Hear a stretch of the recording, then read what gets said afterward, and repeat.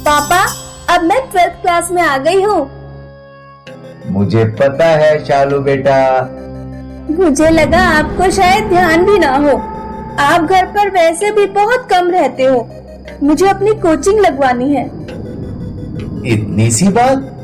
अरे मनोहर शर्मा मेरे दोस्त हैं, शहर के सबसे रईस आदमी हैं। उनके अंडर में नताशा कोचिंग सेंटर चलता है। मैं वहीं तुम्हारी बात करके आता हूँ। शालू के पापा नताशा कोचिंग सेंटर जाते हैं।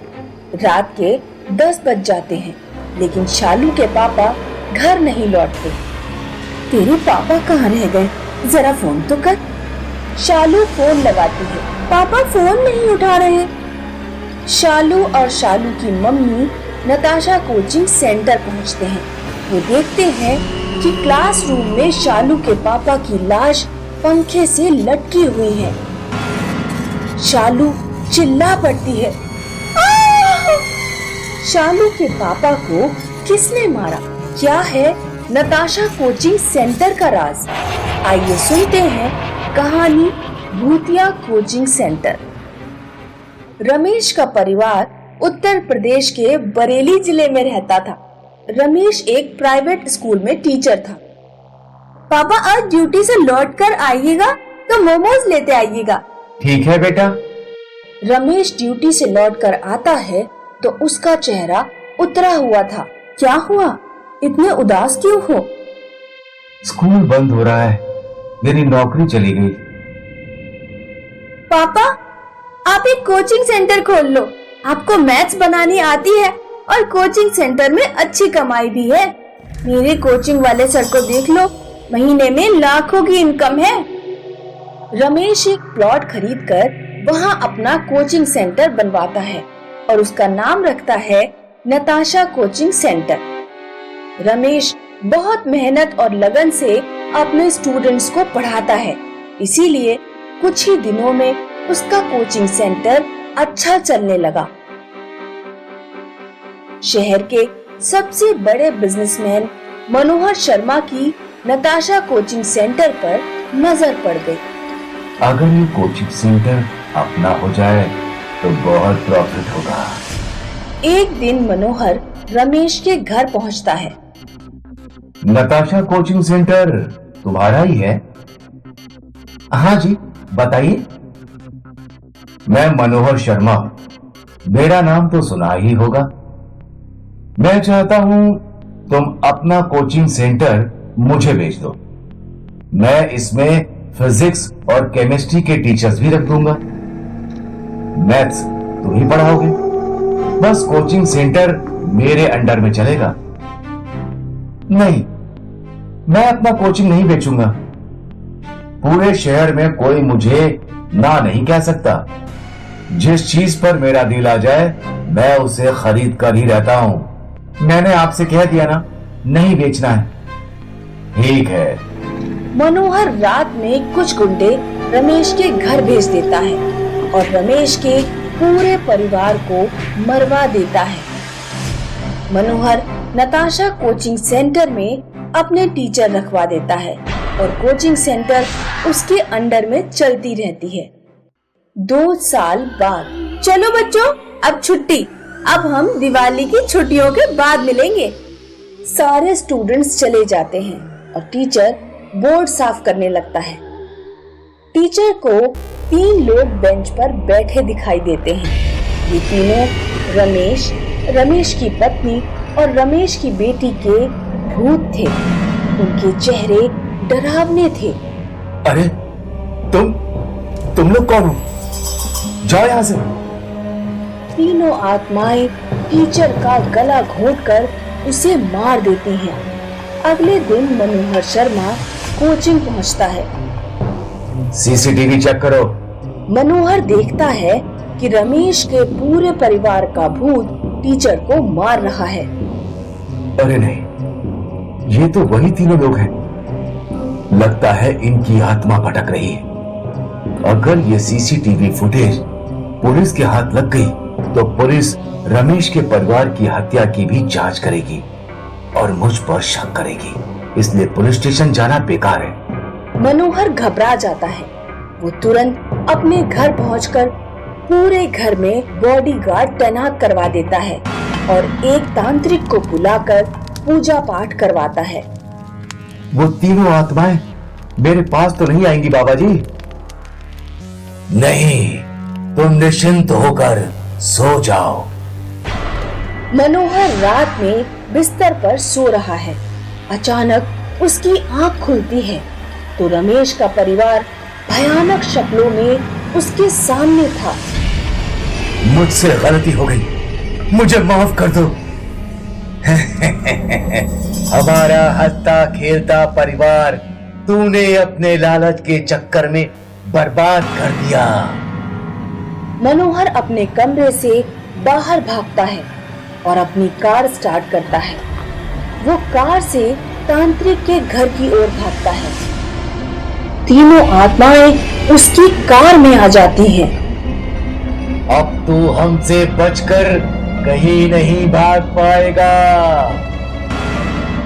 मनोहर डर के मारे कार नहीं संभाल पाता और उसकी कार खाई में गिर जाती है। मनोहर मर जाता है।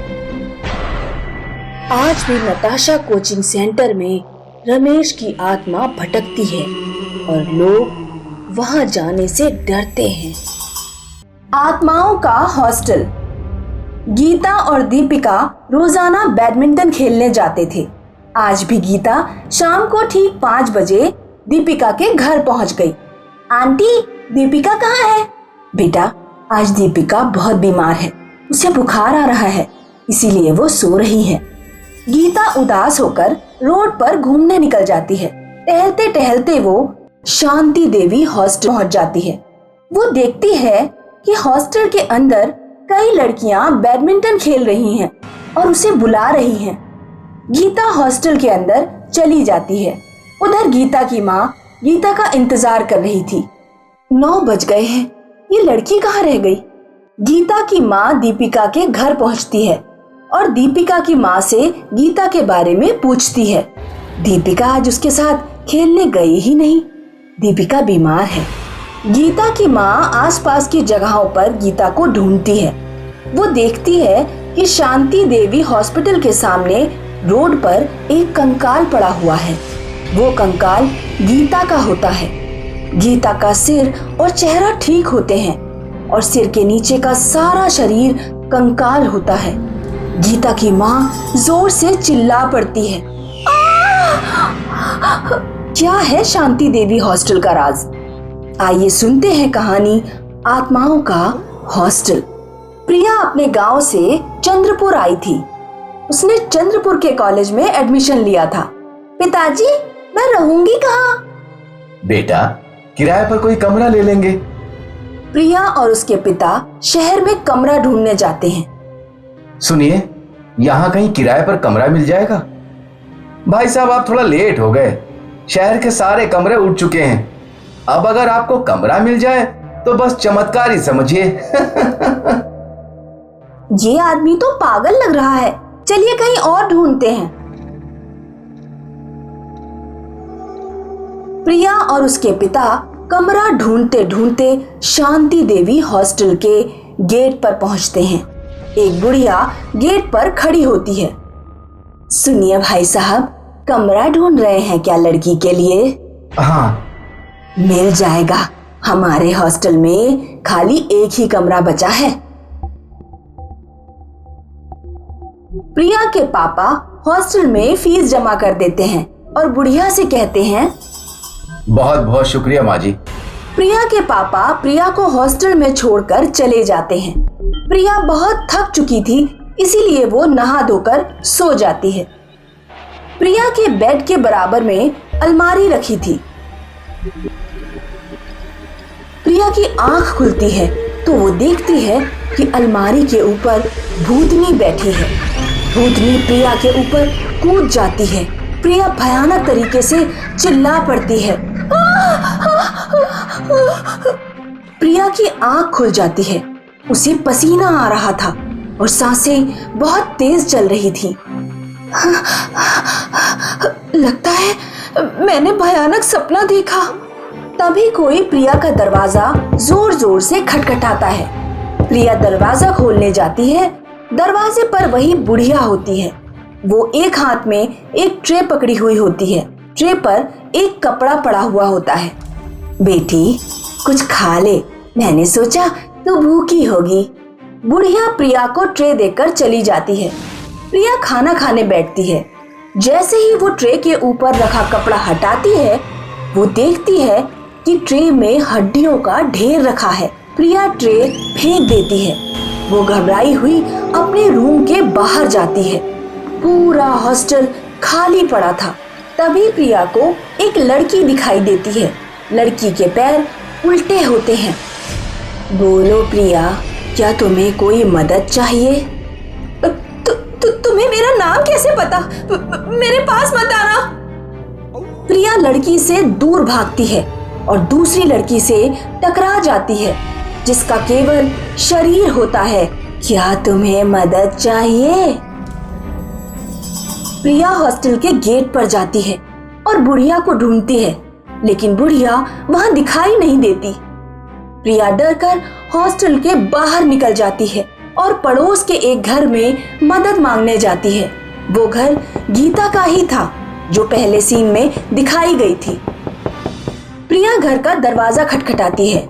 गीता की माँ बाहर आती है। क्या बात है बेटी, तुम कौन हो? आंटी, मैंने उस शांति देवी हॉस्टल में कमरा लिया है, लेकिन वहाँ कुछ अजीब घटनाएं हो रही हैं। उस हॉस्टल में आत्माओं का वास है। 2 साल पहले उन्होंने मेरी बेटी गीता को मार डाला था। और बुढ़िया जिसने मुझे और मेरे पिता को रूम लेने के लिए पूछा था? बेटी, वो बुढ़िया तो 20 साल पहले मर चुकी है। उसकी आत्मा हॉस्टल के आसपास भटकती रहती है। अच्छा हुआ तुम हॉस्टल से बाहर निकल आई। गीता की माँ प्रिया को अंदर ले जाती है और उसे पानी पीने को देती है। लेकिन वहां आत्माओं का वास क्यों है?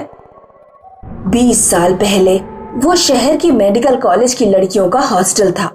स्ट्रेस में आकर वहां कई लड़कियों ने सुसाइड किया था। तुम चाहो तो मेरे घर रह सकती हो। वैसे भी अपनी बेटी की मौत के बाद मैं बहुत अकेली हो गई हूँ। प्रिया गीता की माँ के पास रहकर ही अपनी पढ़ाई पूरी करती है। आज भी शांति देवी हॉस्टल पर आत्माओं का कब्जा है।